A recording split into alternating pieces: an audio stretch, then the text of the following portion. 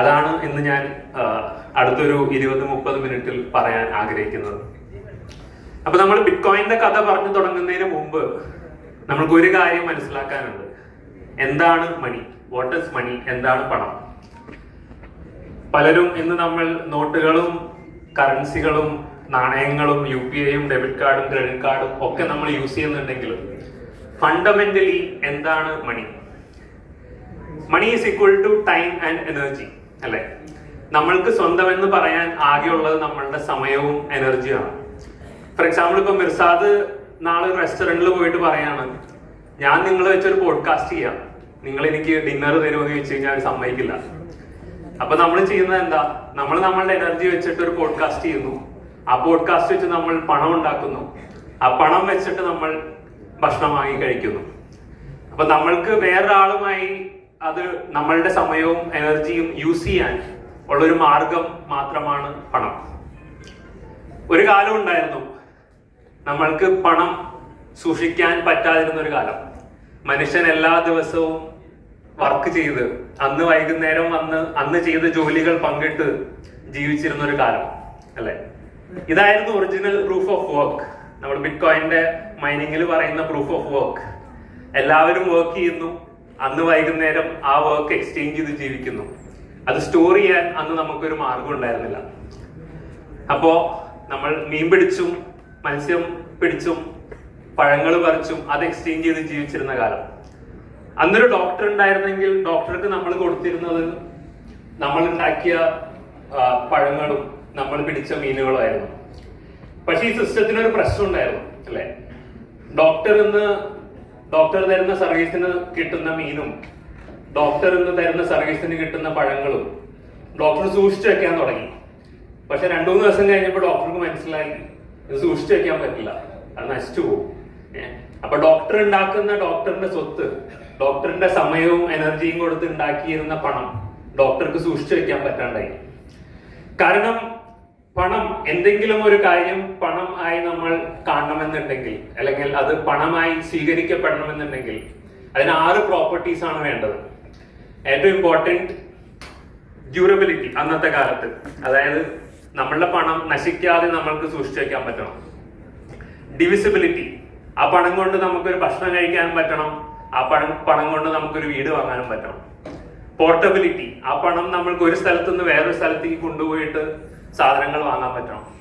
Uniformity, ലോകത്തെല്ലായിടത്തും ആ പണത്തിന് same value വേണം.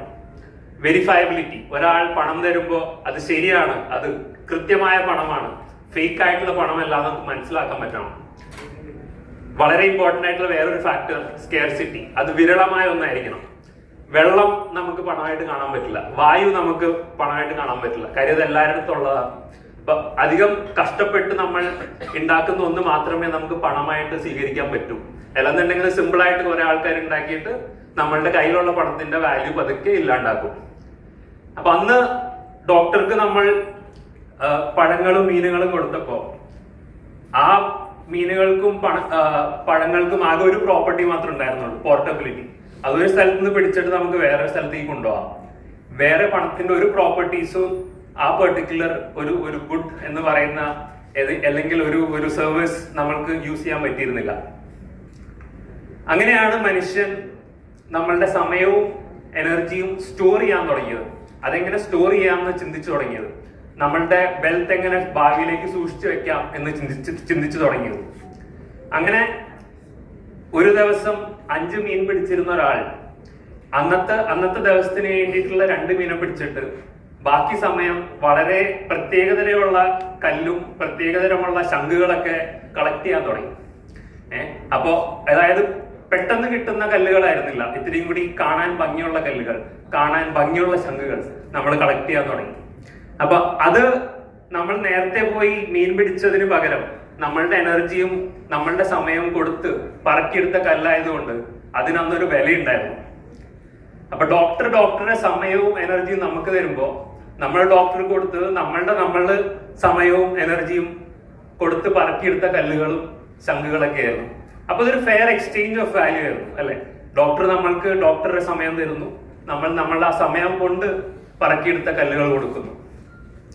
പക്ഷെ ഇത് റെയർ ആയിരുന്നില്ല. പലരും വിചാരിച്ചു ആ ഗ്രാമങ്ങളിൽ ഇത് റെയർ ആയിരുന്നു, അല്ലെങ്കിൽ ആ ദ്വീപുകളിൽ ഈ കല്ലുകൾ റെയർ ആയിരുന്നു.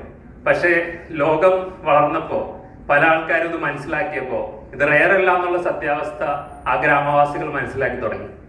വേറെ നമ്മളുടെ ഗ്രാമത്തിൽ ഉണ്ടായിരുന്ന കല്ലുകൾ റെയർ ആയിരുന്നു നമ്മൾ വിശ്വസിച്ചപ്പോ ആ സെയിം കല്ലുകൾ വേറെ ഗ്രാമത്തിൽ ഒരുപാടുണ്ടായി.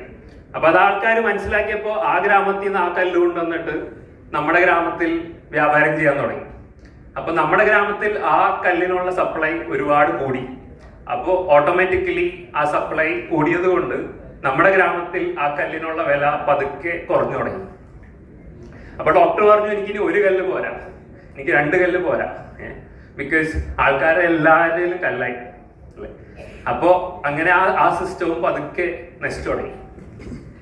എന്തൊരു സാധനത്തിന്റെയും സപ്ലൈ കൂടുമ്പോ അതിന്റെ ഡിമാൻഡ് കൂടുന്നില്ലെങ്കിൽ അതിന്റെ വാല്യൂ പതുക്കെ കുറഞ്ഞുകൊണ്ടിരിക്കും. അതാണ് അന്നത്തെ കല്ലിനും ശംഖിനും സംഭവിച്ചത്. അപ്പൊ നമ്മൾ പ്രോപ്പർട്ടി നോക്കി കഴിഞ്ഞു കഴിഞ്ഞാൽ ഡ്യൂറബിൾ ആയിരുന്നു അല്ലെ, നിലനിൽക്കും.